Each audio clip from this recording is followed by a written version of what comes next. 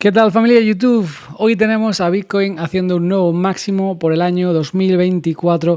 De hecho, ya está llegando a un nivel bastante interesante, 54.000, y ni siquiera hemos tenido el halving todavía. Veremos ese pullback antes del halving, algo que históricamente suele ocurrir. Bueno, hoy quiero hablar de varias cosas sobre este tema, dado que Bitcoin está subiendo un mogollón. He compartido con vosotros algunas ideas, estaba hablando con algunos de vosotros en Telegram, oro, Bitcoin, todo este tema.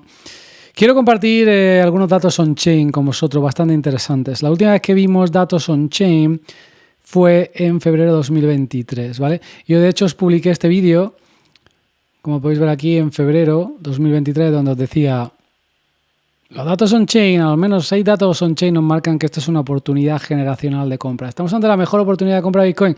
Eso fue hace más de un año.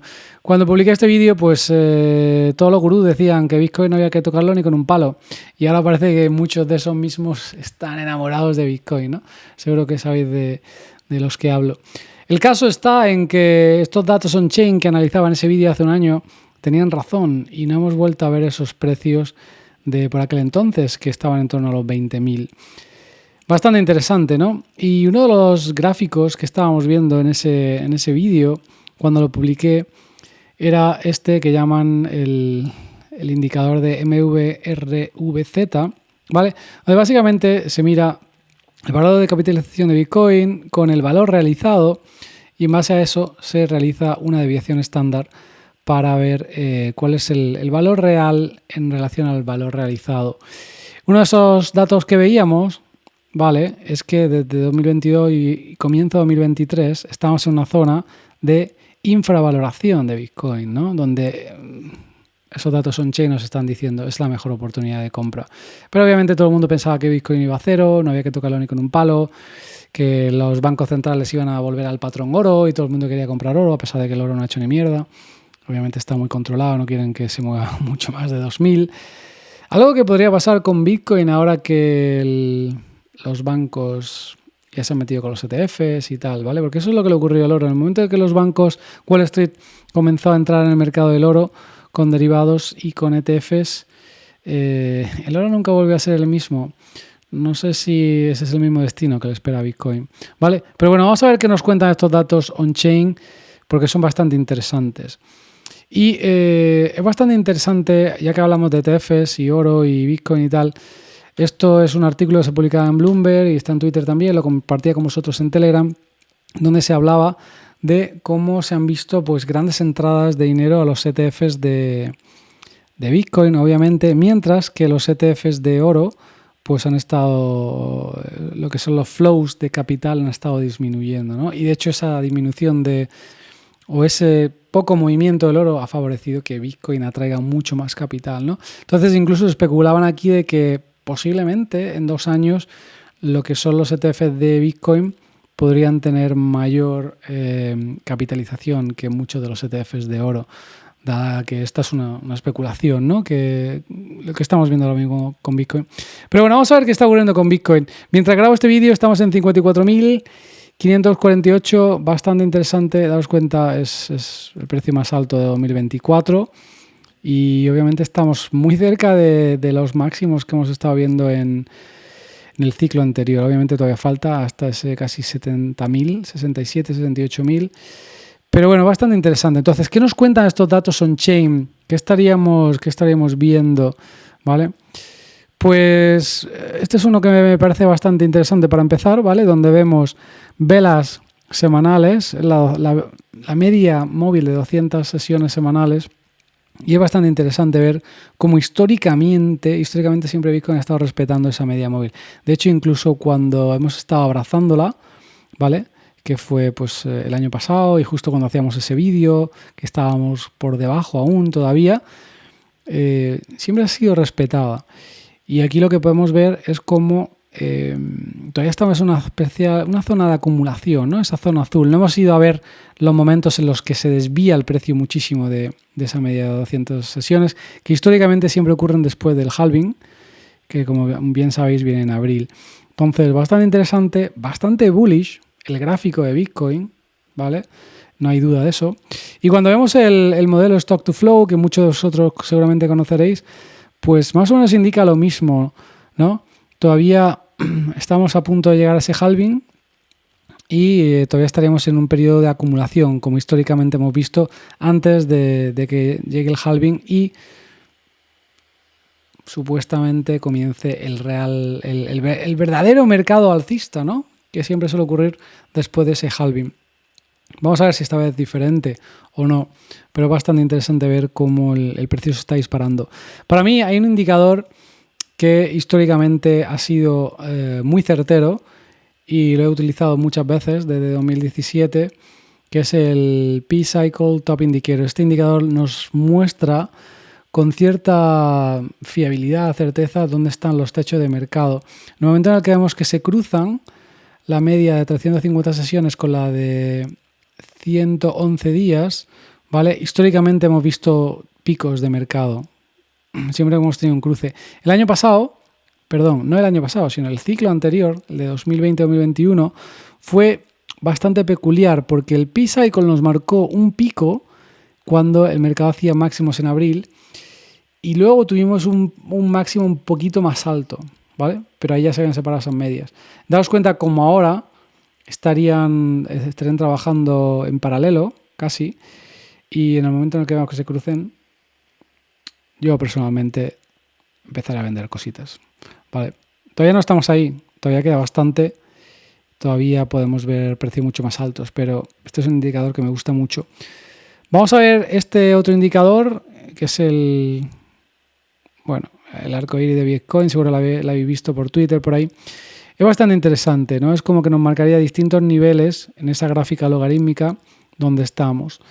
Y ya hemos abandonado ese nivel de compra, que es lo que habíamos visto hace un año. Estábamos en ese nivel donde históricamente han tenido las mejores oportunidades de comprar, ¿vale? Cuando el precio ha estado en torno a esa curva logarítmica, que es la franja inferior en azul. Y ahora estaríamos entrando en lo que es la zona de acumulación. Es decir, todavía estamos en una zona de compra. Según este indicador, todavía estaríamos en un precio relativamente barato en comparación con lo que podría llegar a proyectarse, ¿no? Obviamente no sabemos hasta dónde va a llegar en este ciclo, o si es dentro de 5 o 10 años o nunca, ¿no? Podrían ocurrir. Pero históricamente, en esta curva logarítmica hemos visto el precio incluso salirse de ella, ¿no? Y en 2017 llegó a poner un máximo en ese nivel más alto de la franja. En el ciclo anterior, sin embargo, nos quedamos en ese nivel que aquí marcan como FOMO. El FOMO se intensifica y nunca llegamos a estar en esas franjas tan altas. Entonces, ahora que este mercado es mucho más grande, es posible que a lo mejor el precio se mueva más despacio, ¿no? Una vez que empecemos a llegar a niveles tan altos y no lleguemos nunca a sobrepasarlo o a salirnos de estas franjas, pero es bastante interesante ver cómo, de acuerdo a esta curva logarítmica, todavía estaríamos en una zona de potencial acumulación. Si vemos la curva de carteras que están acumulando o que están haciendo holding, que están aguantando Bitcoin por más de 5 años, vemos cómo sigue creciendo. Es decir, la gente no vende. La gente sigue acumulando, sigue aguantando y cada vez hay más carteras que llevan acumulando o que llevan aguantando Bitcoin por 5 años, ¿no? Lo cual significa que la gente todavía tiene bastante fe y cree en Bitcoin. Y aquí podemos ver las carteras activas. Obviamente, cuando los mercados están haciendo máximos es cuando más carteras activas hay. Y obviamente el FOMO se dispara, todo el mundo está comprando, hasta tu abuela, ¿no? Y obviamente luego cuando viene el mercado bajista, pues esas carteras activas disminuye. Seguimos en un rango bastante interesante. Yo creo que hay mucha gente traumatizada después de 2021, todo este periodo en el que el mercado subió bastante y luego cayó. Hay mucha gente que se ha quedado traumatizada y hay mucha gente que intentó jugar cripto en el ciclo anterior y que obviamente pues ahora están asustados, ¿no? No saben qué hacer. Y seguramente esa gente volverá luego a comprar cuando el precio esté disparándose. Eso es lo que suele ocurrir. Pero bastante interesante ver el número de carteras activas y cómo estamos en una especie de rango, ¿no? Bastante interesante, a pesar de que el precio sigue subiendo. Luego hay muchos datos curiosos, ¿no? Podemos ver carteras que tienen 0.01 Bitcoin o más, obviamente son carteras pequeñas, pues cada vez hay más, ¿no? La adopción continúa. Significa que cada vez hay más gente que se mete en Bitcoin o cada vez más cartera Bitcoin, aunque sean cantidades pequeñitas. Cuando hablamos ya de 0.1 Bitcoin, pues la gráfica cambia, pero sigue estando bastante fuerte y de hecho sobrepasa, ¿no?, el precio cuando lo ponemos desde una escala de 0. Y esto es bastante interesante porque lo que vemos es que cada vez hay más gente comprando. Y daos cuenta de lo que ocurre aquí, ¿no? Cuando cae FTX, cuando Bitcoin se va a esa zona de los 17, 18, 16 mil, muchísima gente se dedica a comprar. Y lo que vemos es como el dinero inteligente ha seguido comprando. Cuando empezamos a ver carteras que tienen más de un Bitcoin, obviamente más de $50,000 en Bitcoin, daos cuenta cómo esas empresas han ido comprando. Entonces, está claro que el dinero inteligente siempre sabe que hay que comprar abajo y hay que vender arriba. Vale, eso lo vemos constantemente en todos los mercados y en Bitcoin no es diferente. Y cuando empezamos a ver carteras con más de 10 Bitcoins, pues también hemos visto cierto incremento desde que el precio estaba bajo. Y ahora, daos cuenta de lo que está ocurriendo mientras el precio sube, esas carteras parece que han estado vendiendo. Confirma lo que os decía, el dinero inteligente siempre sabe cómo comprar abajo y vender arriba. Eso la gente nueva, los que se dedican a comprar cuando el precio está alto o incluso cuando ya hemos hecho pico y sigue la euforia. Vale, estas son lecciones que debéis grabaros en el cerebro. Daos cuenta cómo están las carteras con más de 100 bitcoins. Casi paralelo, no se mueven. Esa gente acumuló bastante antes de 2017 y han ido vendiendo, han ido tomando algo de beneficios, pero siguen ahí, siguen aguantando bastante bien. Y ya si nos vamos a ver carteras con más de 1000 bitcoins, obviamente estamos hablando de fondos, cuentas institucionales, grandes empresas, pues daos cuenta, están comprando. Y especialmente ahora que entran los ETFs. Vale, entonces aquí estaríamos viendo los grandes fondos, estaríamos viendo seguramente inversores institucionales, empresas, etcétera. Están comprando, están posicionándose. Hash rate Ribbons es un indicador que hemos visto varias veces en el canal y que efectivamente nos marcaba un cruce en torno a ese mercado bajo, en torno a finales de 2022, ¿no? Después del tema de FTX, noviembre, cae FTX, caen otros exchanges, el precio se va a los 16, 17.000 y ahí tuvimos un cruce que nos indicaba compra, ¿vale? Si seguís en el canal por más de un año, lo habréis visto ese vídeo donde os decíamos, el hash rate nos está diciendo que es una oportunidad de compra y desde entonces no hemos visto más cruces, de hecho han estado casi a punto de cruzarse aquí, pero siguen en paralelo, lo cual es bastante alcista y solo confirma que efectivamente esa era la mejor oportunidad de compra y todo sigue estando bastante alcista. Y luego hay muchas cosas interesantes que podemos ver, ¿no? El Open Interest de los últimos meses ha sido bastante interesante, ¿no? Aquí lo que vemos es el mercado de derivados.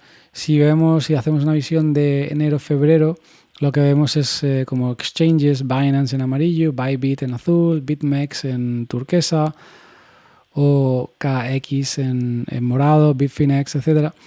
Pues lo que es el mercado de derivados, es decir, futuros, el trading, intraday, intradiario, etc., está bastante activo, ¿no? El Open Interest sigue estando bastante fuerte, hay muchísima gente corta, en el momento que viene una corrección, pues muchos de eso desaparecen, pero parece que los inversores de Binance están muy fuertes y están muy largos.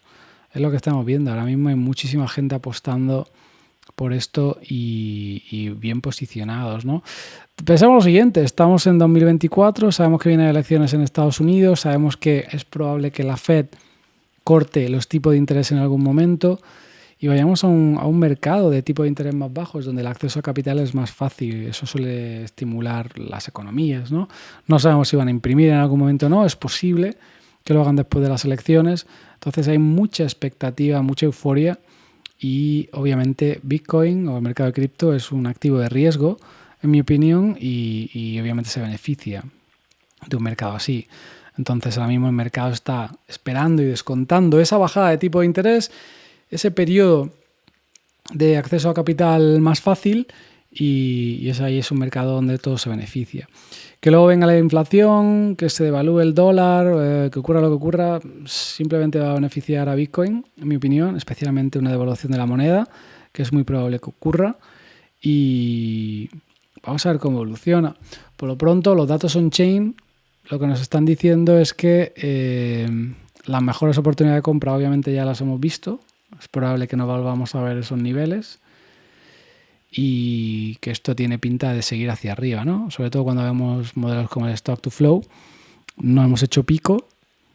Personalmente creo que es muy posible que veamos algún tipo de corrección o varias en 2024 antes de hacer un techo y todavía estamos ahí. Todavía queda bastante año y todavía queda bastante por ver. Así que si estás dentro, disfruta el cohete y si no lo estás, te va a tocar esperar a ciertas correcciones. Pero lo más probable es que no volvamos a ver esos niveles de 28.000, 20.000, 16, por lo menos hasta el próximo ciclo bajista, ¿no? Es decir, seguramente a corto plazo, 2024, sea más difícil que veamos esos niveles. Pero bueno, todo es posible, nunca se sabe, ¿vale? Y bueno, quería compartir con vosotros algunas ideas. Me parece muy interesante. Yo voy a estar muy atento a lo que haga el P-Cycle Indicator, ¿vale? Porque en el pasado ha funcionado bastante bien, a excepción del último ciclo donde nos marcó un pico y luego hubo otro intento de superarlo. Superó de hecho ese pico, pero no por mucho. Así que cuando la cosa empiece a cruzarse, pues más vale que estemos atentos. Así que comenta abajo y dime qué crees. Si este mercado alcista todavía tiene rienda suelta y va a continuar, o si crees que estamos llegando ya a un nivel en el que seguramente no subamos más. Yo creo que todavía queda recorrido. Todos los ciclos alcistas anteriores han superado los picos más altos del ciclo anterior, ¿vale? Y de hecho han respetado los mínimos. Nunca hemos vuelto a ver los mínimos de ciclos anteriores y no ha sido diferente en el último ciclo, ¿eh? Nunca hemos vuelto a ver ese mínimo del ciclo anterior. Entonces, esto se pone muy interesante. Luego que el futuro sea incierto, pues obviamente lo es, ¿no? No sabemos si esto va a ser así para siempre o si de repente llegará un día y dirán se acabó el Bitcoin y se acabó la fiesta. Que tampoco lo descartaría. Pero por lo pronto parece que este 2024 puede ser bastante favorable para Bitcoin. Así que vamos a ver cómo evoluciona esto. Os seguiré actualizando y veremos si estos datos, si estos indicadores, estos gráficos tenían razón y efectivamente estamos en una zona de acumulación o no. Comenta abajo y dime qué opinas. Hasta luego.